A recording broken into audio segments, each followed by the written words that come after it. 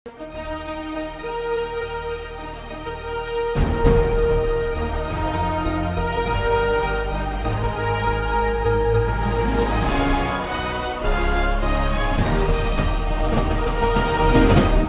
பார்த்து கொண்டிருப்பது உங்கள் ஜாஷ்வா டிவி. சகல ஜனங்களுக்கும் நற்செய்தி.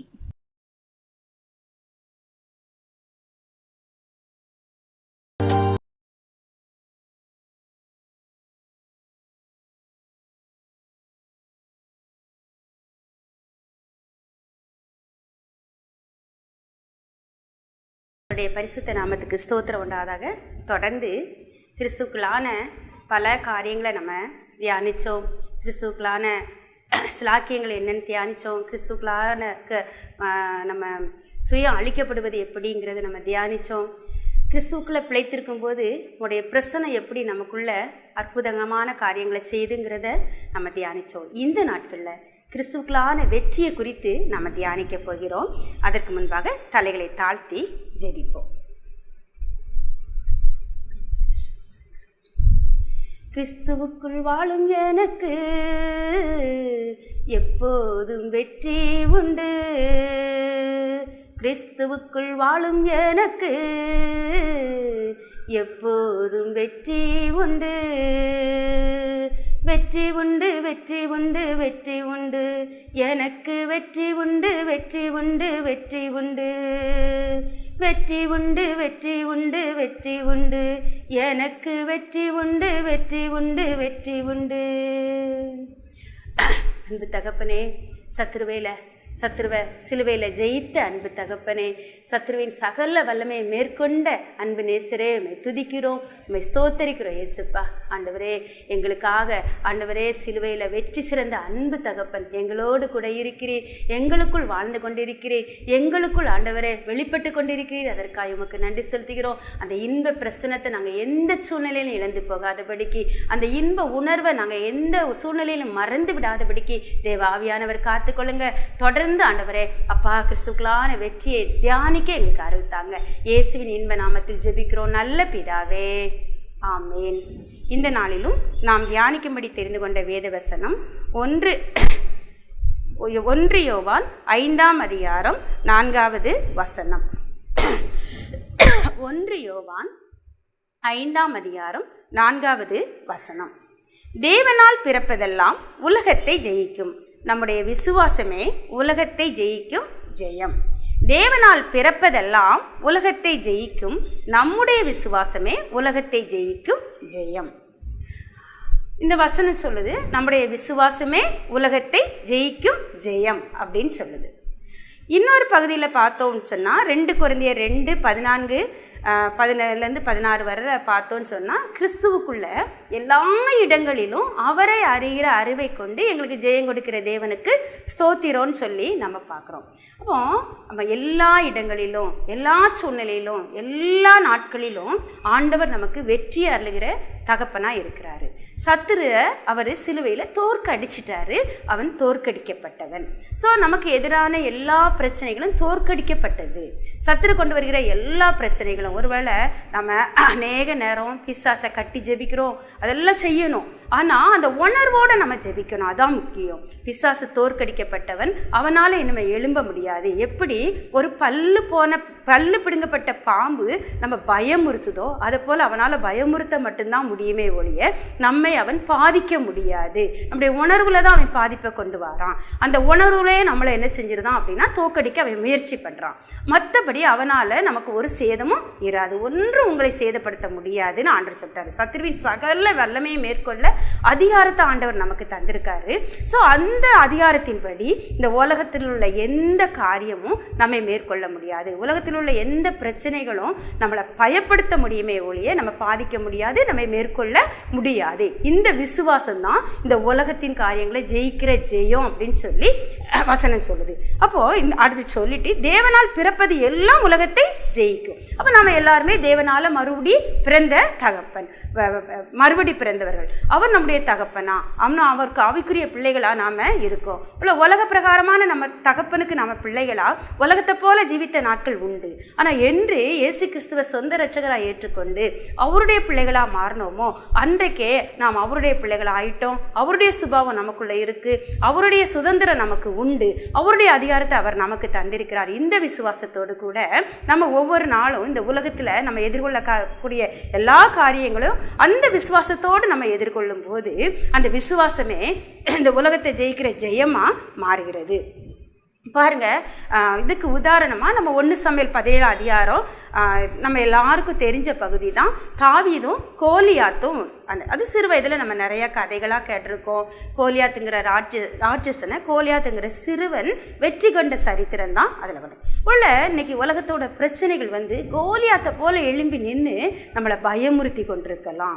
ஆனால் அந்த கோலியாத்து போன்ற பிரச்சனைகளை கண்டு இன்னைக்கு நம்முடைய மனமும் மாம்சமும் பயந்து கலங்கி கொண்டு இருக்கலாம். அன்று சவுலும் அவனுடைய வீரர்களும் பயப்பட்டது போல, எல்லாரும் அவன் சத்தத்தை கேட்ட உடனே செதறி 4 பக்கமும் ஓடுனது போல இந்த நாட்களில் அந்த பிரச்சனையை நினைச்சாலே நம்ம எண்ணங்கள் என்ன செய்து கலங்குது. நிறைய நேரத்தில் கோலியாத்தை போல அதிக பிரச்சனைகள், ஒவ்வொரு குடும்பத்துக்கும் விதவிதமான பிரச்சனைகள். சிலருக்கு கடன் பிரச்சனையாக இருக்கலாம், சிலருக்கு வியாதியாக இருக்கலாம், சிலருக்கு வேறு விதமான பிரச்சனைகளாக இருக்கலாம். எந்த பிரச்சனையாக இருந்தாலும் அந்த பிரச்சனை நம்ம மேற்கொள்ள ஆண்டவர் அந்த பிரச்சனைக்கு அதிகாரம் கொடுக்கல. அந்த பிரச்சனையை மேற்கொள்கிற அதிகாரத்தை ஆண்டவர் நமக்கு தந்திருக்கிறாரு. இல்லை அந்த கோலியாத்தை குறித்து அந்த 1 சாமுவேல் 17 பார்த்தோம் அப்படின்னு சொன்னால் அவன் காலையிலையும் சாயங்காலையும் வந்து நிற்பான் அப்படின்னு இருக்கு. காலையிலையும் சாயங்காலமும் வந்து நின்று சொன்ன வார்த்தையே சொல்லுவானாம். யார் ஒருத்தன் என் கூட சண்டை போட தில் இருக்கோ அவன் வா, நம்ம ஒண்டிக்கு ஒண்டி சண்டை போடுவோம், நீ ஜெயிச்சனா நான் உனக்கு அடிமை, நாங்கள் எல்லாரும் உனக்கு அடிமை, நாங்கள் ஜெயிச்சோம்னா நீங்கள் எல்லாரும் எனக்கு அடிமை. இந்த வார்த்தைகளை மட்டும்தான் அவன் சொன்னான். அப்படி சொல்லும்போது சவுலும் அவனுடைய வீரர்களும் பயந்து ஓடுனாங்க அப்படின்றது. அப்படிப்பட்ட சூழ்நிலையில் அந்த இடத்துக்கு தாவீது கடந்து வர்றாரு. தாவீது கடந்து வந்தப்போ நம்ம எல்லாருக்கும் தெரியும், தாவீது வந்தார், அந்த கோலியாத்தை எதிர்கொண்டாரு, கோலியாத்தை ஜெயித்து கொன்று போட்டாரு. யுத்தத்தில் இஸ்ரவேலர் வெற்றி கொண்டாங்க. இதெல்லாம் நமக்கு தெரிஞ்ச சரித்திரம். அப்போது ஒரு சவுலால், ஒரு பராக்கிரமசாலின்னு அழைக்கப்பட்ட சவுலால், எல்லா ஜனத்துக்கும் மேலாக வளர்ந்து இருந்த சவுலால், படை வீரர்களை நிறையா பறிச்சிருந்தான், படைபலத்தோடு இருந்த சவுலால் வெற்றி காண முடியாத கோலியாத்தை ஒரு சாதாரண சிறுவன் தாவீது எப்படி வெற்றி கொண்டான் அப்படிங்கிறத தான் நம்ம இந்த நாளில் தியானிக்க போகிறோம். ஸோ நம்ம சவுலின் பார்வையிலையும் சவுலுடைய வீரர்களோட பார்வையிலையும் நம்ம கோலியாத்தை பார்த்தோன்னு சொன்னால் நாமும் பயப்படத்தான் செய்வோம், பின்வாங்கி போக தான் செய்வோம். ஆனால் அதே நேரத்தில் தாவீதோட பார்வையிலையும் தாவீதோட கோணத்திலையும் நம்ம அந்த கோலியாத்தை பார்க்க பழகணும்னா, அணுக பழகணும் அப்படின்னு சொன்னால் அந்த கோலியாத்தை நம்ம வெற்றி கொள்கிறவர்களாக நம்ம ஜீவிக்க முடியும். இல்லை நமக்கு இன்னைக்கு காலத்தில் நம்முடைய வாழ்க்கையில் வரக்கூடிய பிரச்சனைகள், போராட்டங்கள் கோலியாத்தை போல இன்னைக்கு நின்றுக்கிட்டு இருக்கலாம். அந்த கோலியாத்தை எப்படி சொன்னாங்கன்னா அவன் ராட்சதன், முதலாவது அவன் ராட்சதன். ஆனால் இந்த பகுதியில் பார்த்தோன்னு சொன்னால் கோலியாத் ஒரு ராட்சதன். அவன் எல்லாருடைய பார்வைக்கும் பெரியவனாக காணப்பட்டான். அவனுடைய ஆயுதங்கள் பயங்கரமாக காணப்பட்டுச்சு. அவனுடைய ஏன்னா அந்த ஆயுதத்தெல்லாம் அவன் ஈட்டி எவ்வளோ பெருசு இருந்துச்சு, அவனுடைய கவசம் இவ்வளவு நிறையா இருந்துச்சு அப்படின்லாம் வேதத்தில் எழுதப்பட்டிருக்கு. அப்போது இப்படி பிசாசு பெருசாக இருக்கவத பிசாசு தன்னை குறித்து ஒரு பெரிய படத்தை மக்களுக்கு காண்பிக்கான். தன்னை கொடூரமானவே, நான் அப்படி செஞ்சிருவேன் இப்படி செஞ்சிருவேன்னு அந்த பிசாசோட உருவத்தையே பார்த்துக்கிட்டு பிசாசோட பலத்தையே எண்ணிக்கிட்டு, ஐயோ பிசாசு இப்படி பண்ணிடுவான், பிசாசு நம்மளை அதமாக்கிடுவான், பிசாசு நம்ம குடும்பத்தை சீரழிச்சிருவான், பிசாசு நம்முடைய குடும்பத்தை பொருளாதாரத்தை சீரழிச்சிருவான் அப்படிலாம் நினச்சி பயந்து நம்ம ஒவ்வொரு நாளும் நினச்சி இந்த பிசாசையே தியானிச்சுக்கிட்டு இருக்கிறோம். அது தவறானது. எப்படி சவுலுடைய வீரர்களும் அந்த கோலியாத்தை பார்த்தாங்க, கோலியாத்தோட வார்த்தையை கேட்டாங்க, கோலியாத்தோட சத்தத்துக்கு முக்கியத்துவம் கொடுத்தாங்க. அப்படி முக்கியத்துவம் கொடுத்ததுனால அவனை பார்த்த உடனே பயம் வந்துச்சு. அவன் சத்தத்தை கேட்ட உடனே காதை பற்றிக்கிட்டு ஓட ஆரம்பித்தாங்க.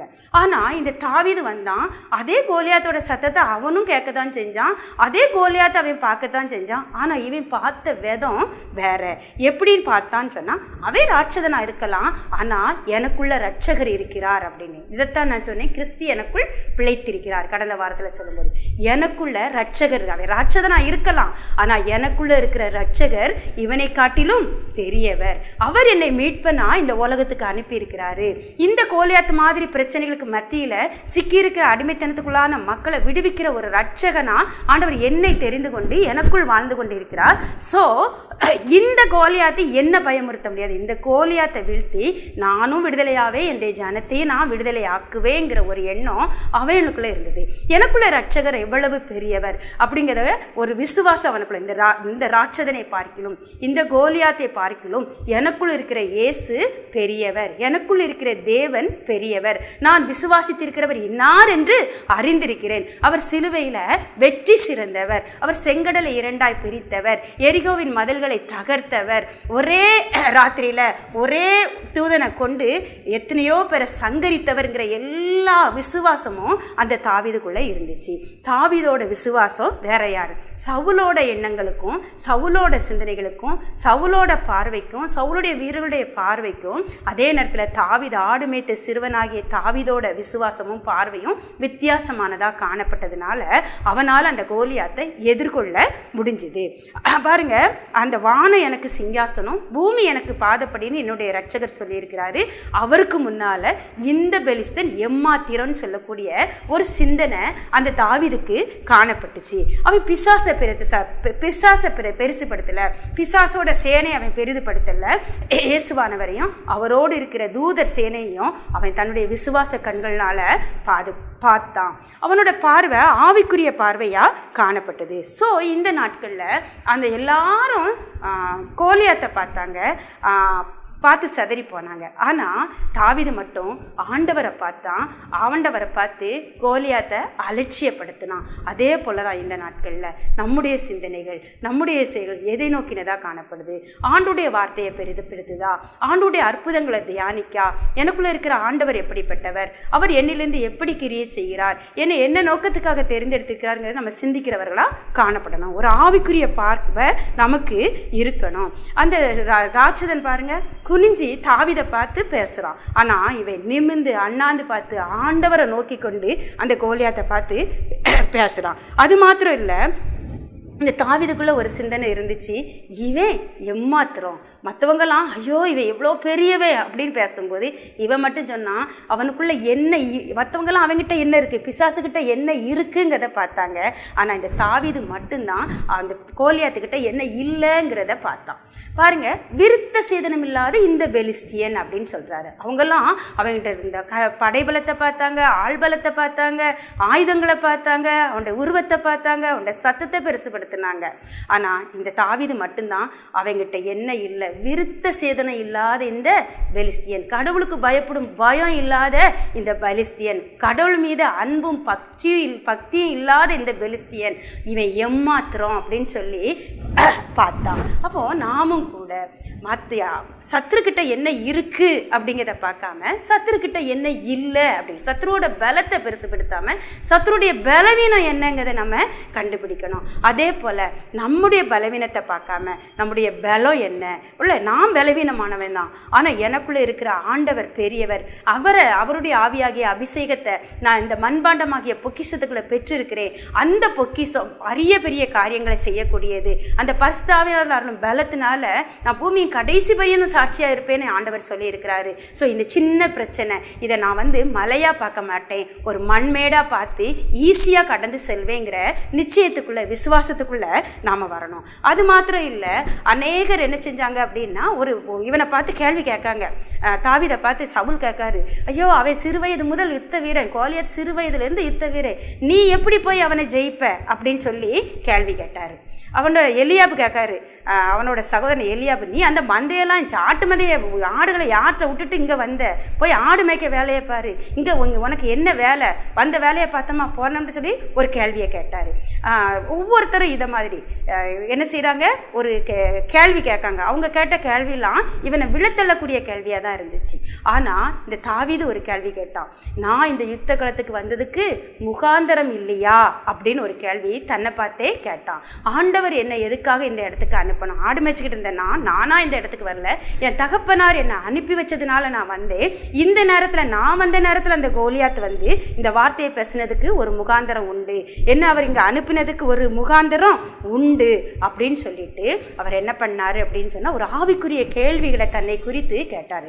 நாமும் நம்முடைய வாழ்க்கையில் ஒவ்வொரு நாளும் ஆண்டவரே நீங்கள் இந்த நாளை எனக்கு கூட்டி தந்ததுக்கு என்ன நோக்கம் உண்டு, எத்தனையோ பேர் இந்த உலகத்தை விட்டு கடந்து போய்கிட்டு இருக்கல, என்னுடைய ஆயுசு நாட்களை ஒவ்வொரு நாளும் கூட்டி தந்துக்கிட்டு இருக்கீங்க, எனக்கு ஒரு நல்ல பொறுப்பை தந்திருக்கீங்க, நல்ல ஆசீர்வாதங்களை தந்திருக்கீங்க, இந்த ஆசீர்வாதத்தை தந்ததுக்கு முகாந்திரம் என்ன, இந்த இடத்துல என்ன ஒரு ஆசீர்வதிக்கப்பட்டவளா வைத்திருப்பதற்கு ஒரு முகாந்திரம் என்ன, இந்த இடத்துக்கு என்ன கொண்டு வந்ததற்கு முகாந்திரம் என்ன, ஒருவேளை நான் இந்த குடும்பத்துக்கு வந்ததுக்கு ஒரு முகாந்திரம் உண்டு, இந்த திருச்சபையில் நான் அங்கத்தினராக இருப்பதுக்கு ஒரு முகாந்திரம் உண்டு, இந்த பள்ளியில் நான் பணிபுரிகிறதுக்கு ஒரு முகாந்திரம் உண்டு, இந்த இடத்துக்கு நான் இந்த நாளில் கடந்து வந்ததற்கு ஒரு முகாந்திரம் உண்டு, அந்த முகாந்திரம் என்ன அப்படின்னு சொல்லி ஆண்டவர்கிட்ட கேட்டு அந்த முகாந்திரம் என் மூலம் நிறைவேறணும் ஏசப்பான்னு சொல்லி ஆண்டவருடைய சமூகத்தில் கேட்கிறவர்களா காணப்படுவோம். அது மட்டும் இல்லை, இந்த தாவீது என்ன பண்ணாரு அப்படின்னு சொன்னால் விசுவாச அறிக்கை பண்ணுதாரு. எப்படி பண்ணுதாரு அப்படின்னா, அந்த சவுல் கேட்காரு நீ எப்படி போய் இவரை ஜெயிப்ப அப்படிங்கும்போது, ஒரு முறை கரடியின் கைக்கு கரடி வந்துச்சு, ஒரு நேரம் சிங்கம் வந்துச்சு,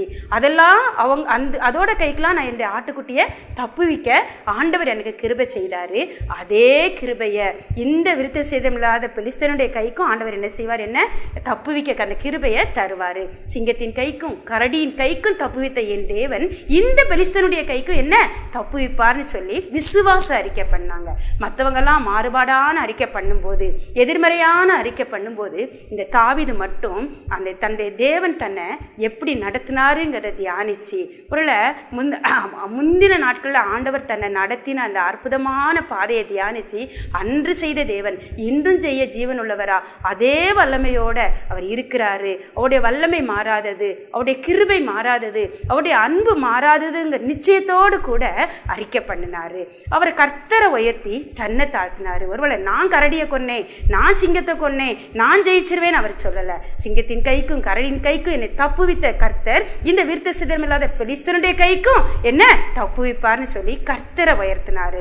நாமும் நம்முடைய வாழ்க்கையில் கர்த்தரை உயர்த்து துதி நம்மக்கிட்ட இருந்தால் சத்ருவை நம்ம ஜெயிக்க முடியும், போராட்டங்களை ஜெயிக்க முடியும், பாடுகளை ஜெயிக்க முடியும். நான் அப்போ ஜெயித்து ஆசீர்வாதமாக நம்ம வாழவும் முடியும், அநேகருக்கு ஆசீர்வாதத்தை கொண்டு வருகிற இரட்சகர்களாக திகழவும் முடியும். எல்லாவற்றுக்கும் மேலே நமக்கு வரக்கூடிய போராட்டம் அது நம்முடைய போராட்டமாக நம்ம பார்க்கக்கூடாது. யுத்தம் என்னுடையதல்ல கர்த்தருடையதுன்னு சொல்லி அவன் அறிக்கை பண்ணனான். நீ பட்டயத்தோடும் கேடயத்தோடும் ஈட்டியோடும் வார, ஆனால் நான் நீ நிந்தித்த இஸ்ரவேலின் தேவனுடைய ராமத்தில் நான் வாரேன் அப்படின்னு சொல்லி சொன்னார். பாருங்க, அந்த யுத்தத்தை தன்னுடைய யுத்தமாக பார்க்கல, தேவனோட யுத்தமாக பார்த்தாரு. இது தேவ ஜனங்களுக்கு விரோதமாக இவன் எழும்பி நின்று பேசுகிறான், தேவனுடைய நாமத்தை தூசிக்கிறான், அந்த தேவன் சேனைகளின் தேவன் என்னோட இருக்கிறாரு, அவர் எழும்பி காரியத்தை வாய்க்க பண்ணுவாருன்னு சொல்லி அறிக்கை பண்ணதுனால இவன் தனக்கு அன்னன்னைக்கு கடவுள் எதில் பயிற்சி கொடுத்துருந்தாரோ அந்த பயிற்சியை அபியாசித்த போது ஆண்டுடைய கிருபை அவனோடு கூட இருந்து வெற்றியை கொடுத்துச்சு. எப்படி அந்த உடன்படிக்கை பெட்டியை சுமந்து கொண்டு போன ஆசாரியர் அந்த யோர்தான் நதியில் காலை வச்ச உடனே யோர்தான் பிரிந்து பிளந்து போச்சு. அதே போல தான் தேவ பிரசனத்தோட தேவ கிருபையோட தேவன் எனக்குள்ளே இருக்கிறாருங்கிற நிச்சயத்தோட தேவனை உயர்த்தி அந்த கவனை அவன் சுற்றி எறியும் போது அந்த தேவ பிரசன்னம், தேவ சமூகம், தேவனுடைய தூதன் கோலியாத்தை அடிச்சப்ப அவன் கீழே விழுந்தான். தாவீதோட கல் ஆயுதமாக வெளியரங்கமாக காணப்பட்டாலும் தேவ பிரசன்னம் தான் அந்த இடத்துல வெற்றியை தந்துச்சு. அந்த கிருபையை பெற்றுக்கொண்டவர்களான நாமும் ஒவ்வொரு நாளும் அந்த பிரசன்னத்தில் நிலைத்திருக்கிறோம். தாவீதை போல நாம் என்ன செய்வோம், தாவீதை போல நேர்மறையான பார்வை ஆண்டவரை பார்ப்போம், சத்துருவை பெரிதுபடுத்தாமல் ஆண்டவரை உயர்த்துவோம்.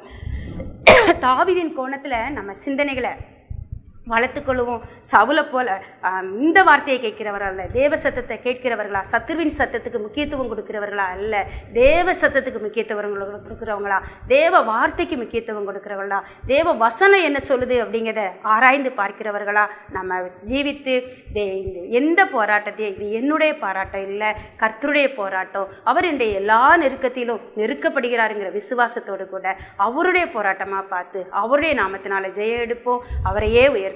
கர்த்தர் தாமே இப்படிப்பட்ட கிருபைகளை வரும் நாட்களில் நம்ம ஒவ்வொருவருக்கும் தந்திருந்து எல்லா இடங்களிலும் ஜெயம் எடுக்க கர்த்தர் அனுக்கிரகம் செய்வாராக. இயேசுவின் நாமத்தினாலே ஆமென்.